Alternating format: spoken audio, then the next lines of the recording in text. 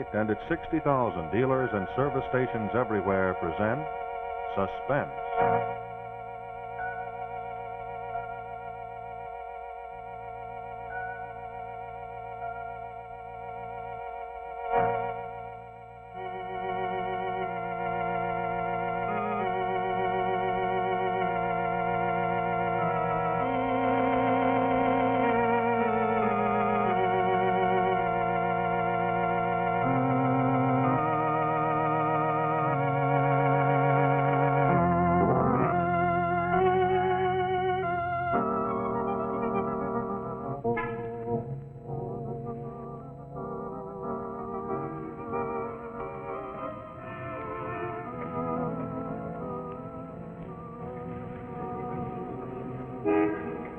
You'll have to hurry. It's got to begin soon. One Lowe's, please. Oh, I see. Here you are. 35. Did you want this? It should change. Thank Yes, you. that's right. Here you are, honey. Newsreel, sports short, travelogue, Bugs Bunny, and a double feature. Time you get out, you'll have a double chin. I bet my double feature won't last any longer than your double header. Last time you went to Ebbetsfield, the dinner was ruined. Oh.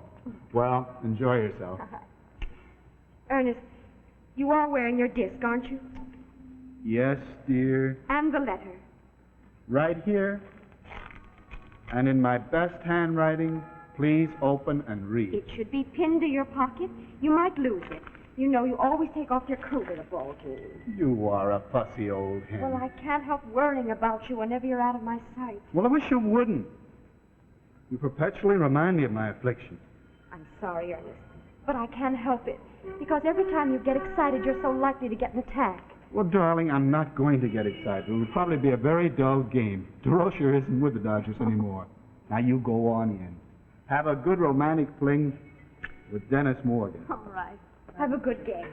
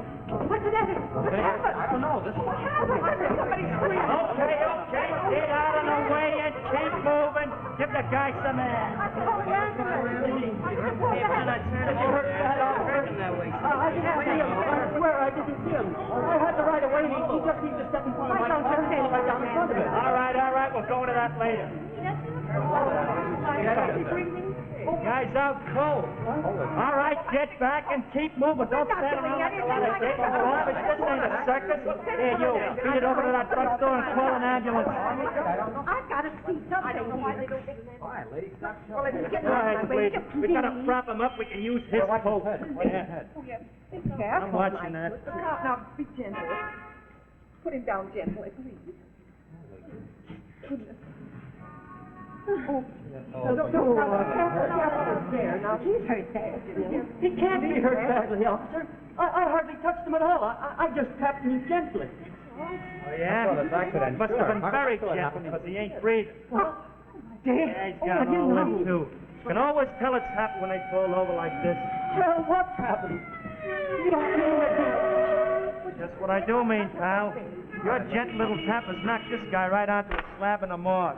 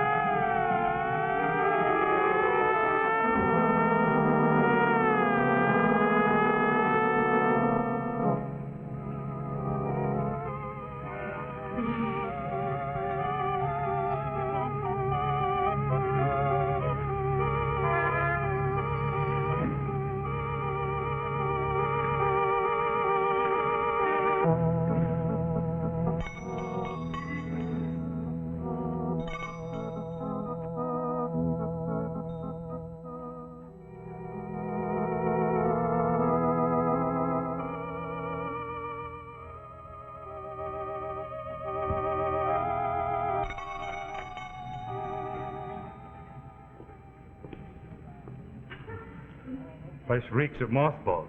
Let's get out. We won't find anything here. Well, we won't if we don't look. Oh, I don't know why I ever married such a determined woman.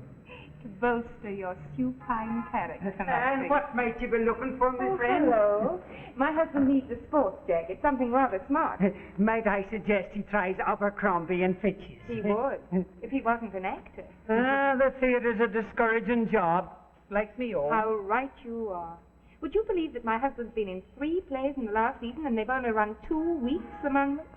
Well, now he has a chance to do summer stock, and in the very first play he has to be a millionaire in Philadelphia story. That's rubbing it in for sure. Oh, and how? That's why he needs a sports jacket. Actors have to supply their own clothes, you know. Of course, it's very different Look, when you're Fran, I'm sure the gentleman isn't interested in my life story.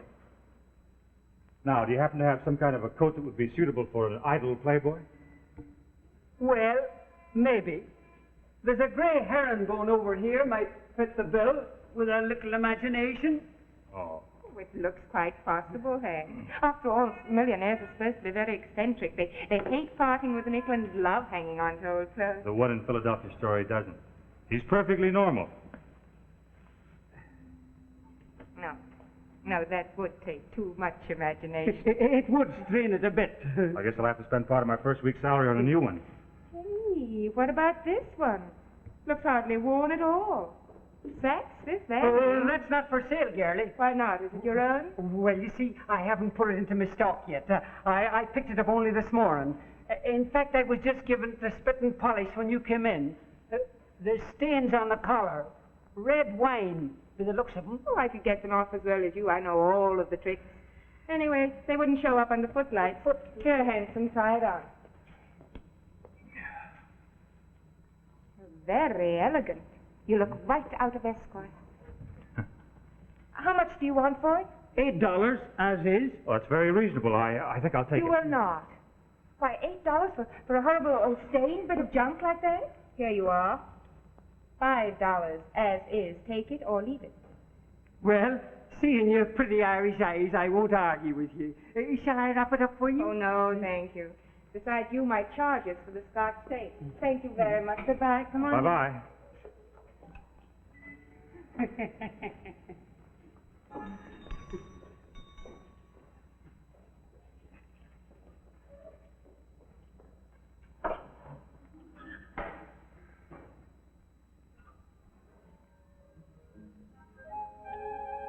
you know, honey, that was a real bargain.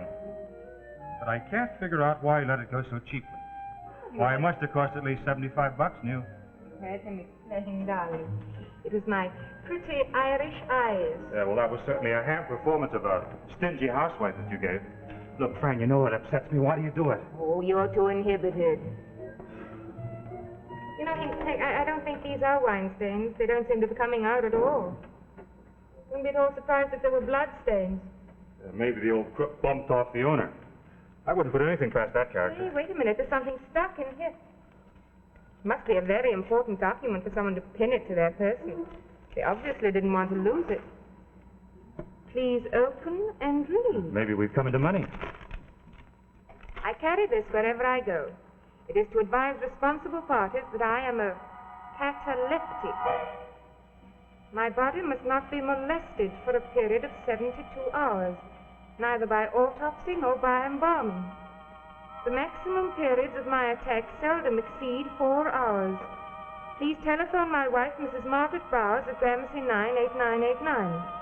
If she is not at home, try Dr. Mackenzie, Plaza 36762.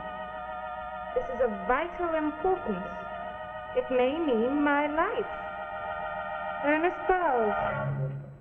Well, what do you know? Oh, it's probably just a gag. Against whom? Darling, what is a cataleptic exactly? Oh, don't ask me. I went to a dramatic school, not John Hopkins. Well, let's look it up in the dictionary.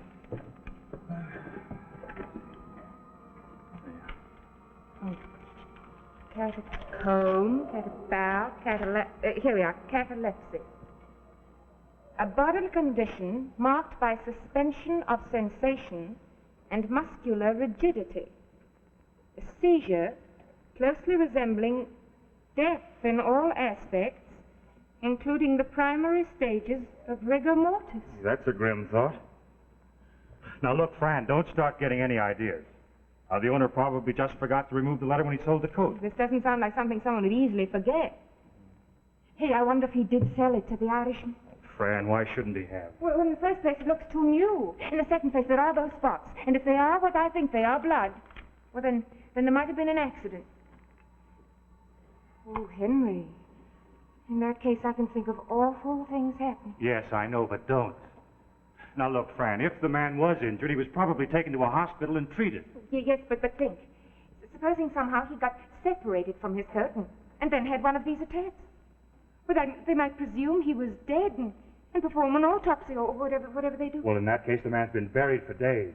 The shopkeeper said he'd only just got the coat. Well, then Mrs. Bowers must have sold it after her husband's death. Well, I think I'll telephone her anyway.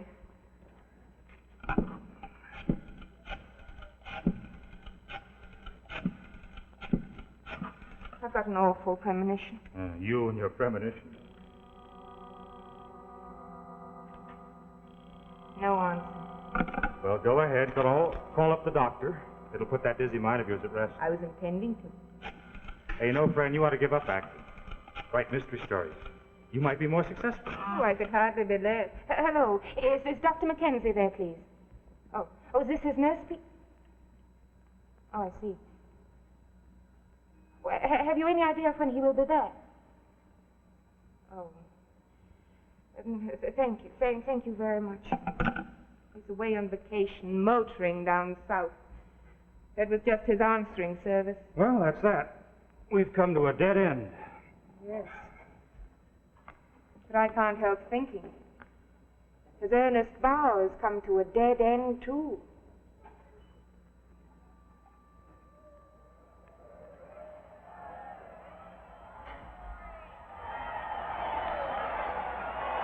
There he goes. There's the throw down. He's safe. Jackie Robinson safe.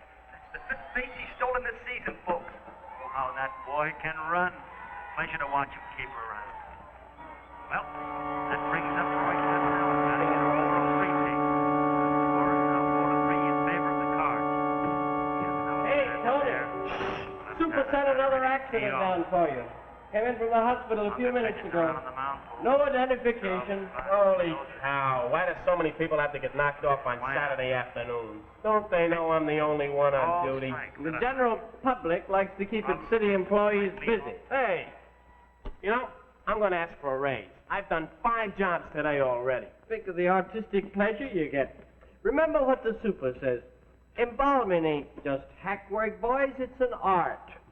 Why, when you get through with the stiff, Tony, it looks more lively than when it was alive. Go lay on a slab.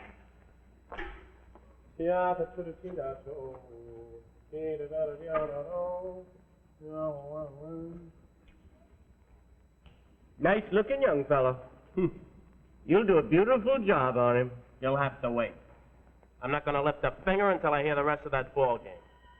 Suit yourself, bud. But the super says you've got to finish this one before you quit for the day.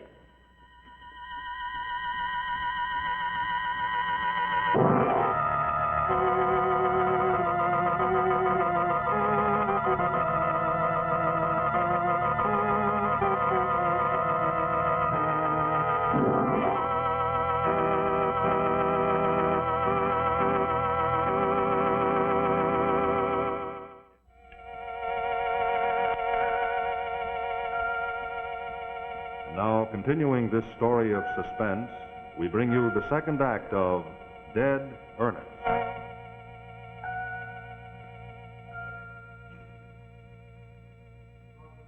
First-class woman, nor a first-class human being, until you've learned to have some regard for human frailty. It's a pity your own foot can't slip a little some. Hey, honey, come out of the ether. You're dropping more peas on the rug than in the pot. Honey, I can't stand it a moment longer. I've got to find out where that man got this coat. But, honey, it's after 5 o'clock. The shop will be closed. Well, it may not be. I'm going over there anyway. You stay here and study your lines. Oh, no. Whither thou goest, I go. End of quote. Oh, good. Besides, I can show off my new coat. Come on, then, let's hurry.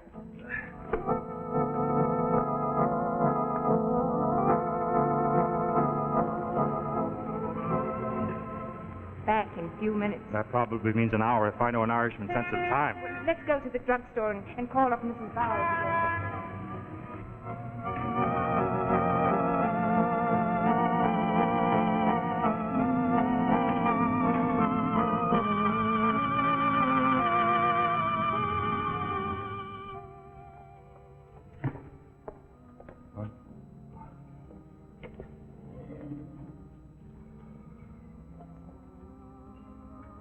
Looks as though she's settled there for the weekend. Now, take it easy, Fran. Don't get so intense about everything. Well, I can't help it. I've got a single-track mind. There, I think she's finished now. Good. You're an optimist. She's looking for more change. You know, I had an instinct she was a telephone hog. Well, now, relax, Fran. She'll run out of nickels eventually. Well, eventually seems to be now a break for a change. I'm coming right back. I'll wait for you. And now, look, Fran. Be careful how you handle this thing. Because if your hunch is right, and there is something screwy, why, you might give this Mrs. Bowers an awful shock.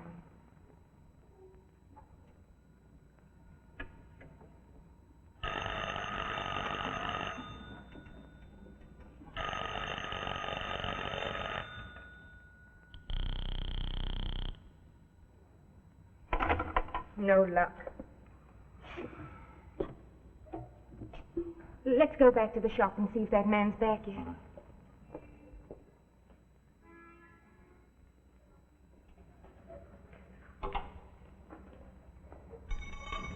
Oh, Mr. Murdoch, I'm so glad you're back.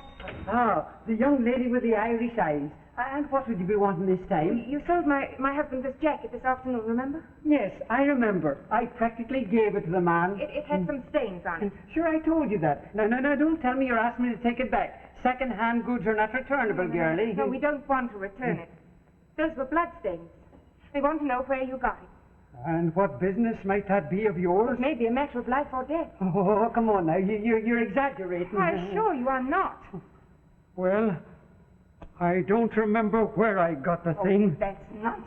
Now, look, you told us you picked it up this morning. You must have a very short memory. Hold your horses. What is this? The third degree? I want to know. We just want an answer to my question. Where did you get that coat? Then you answer me one of my own. Why is it you have to know? There was a letter pinned in the pocket saying that the owner of the coat had attacks, which make him seem to be dead when he's really only in some sort of a trance. Now, sometimes they take unidentified corpses to the morgue where they embalm them and drain all the blood out of them. You wouldn't want that to happen to someone who was alive, would you? Indeed I would not, my dearie. Devil a bit. I'd never have touched the thing if I'd known there was a curse on it. I'd have left it lying on the street where I found it. You just found it in the street. Well, you see, there was an accident. Now we're getting something. So it was an injured person's coat. Well, now, look, how did you get the coat off? They propped his head up on it, and when the ambulance took him away, they just Where left was it. this and when? After lunch, West 12th Street, opposite Granny's Movie Theatre. Come on, let's go back to the drugstore. Oh, for the love of God, don't give me away to the police. Hey, young lady, this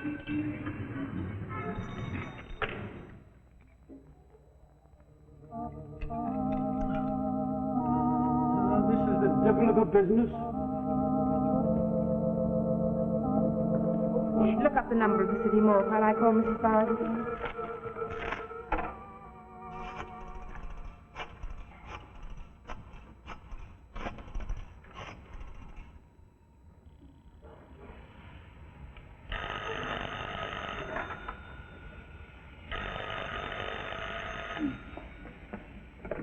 Hello? Hello? Hello? Oh, nuts. I might have saved my breath.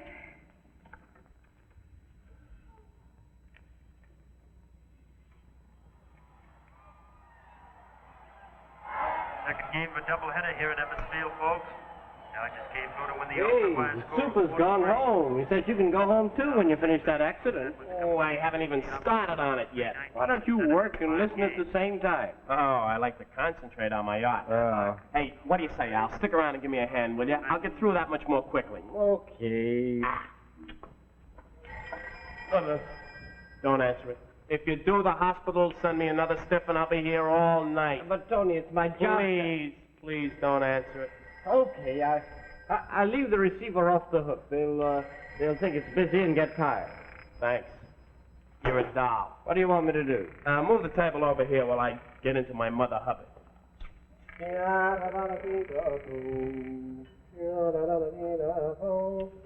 What did I do with that scalpel?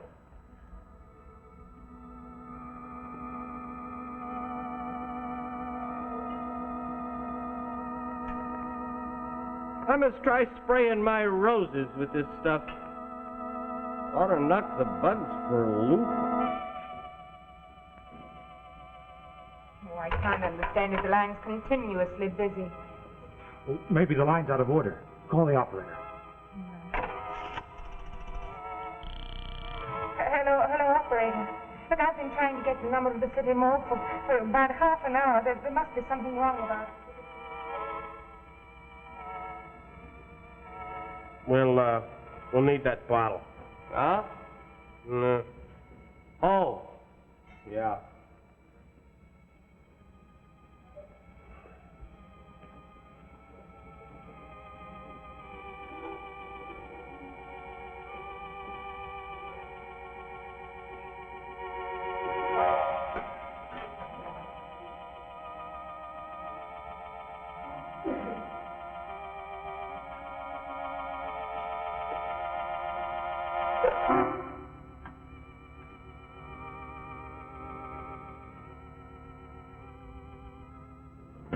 Good boy.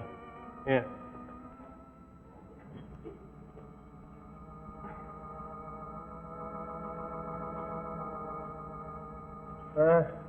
I think I'll make the incision in the neck.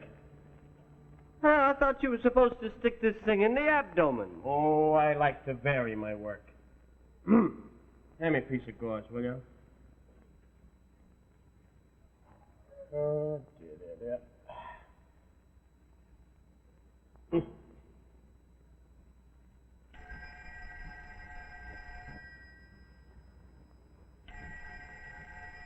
Don't answer it. Okay.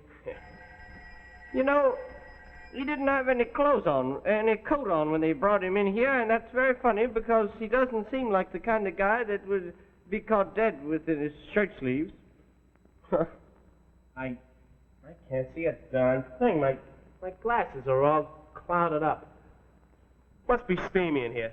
Turn the fan on, will you, Al? It's cold and clammy, if you ask me. Funny. You wouldn't think that a little thing like a heart stopping would make a man dead and not alive. My glasses are all clouded up again. I wonder.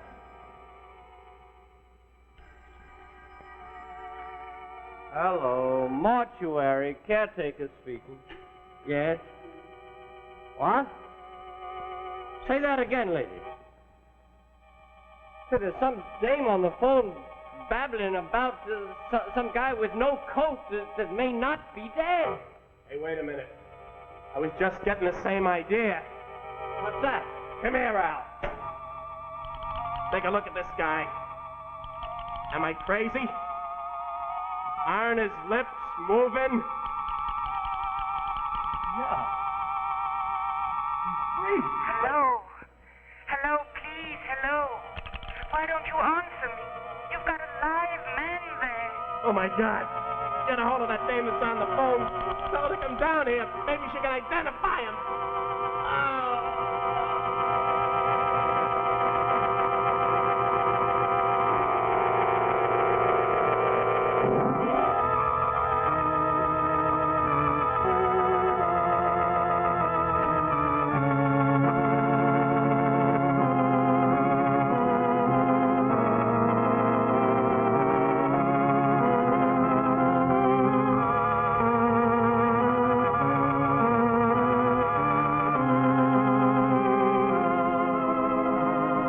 Thank you, Margaret Phillips and Todd Andrews, for a splendid performance in Dead Earnest.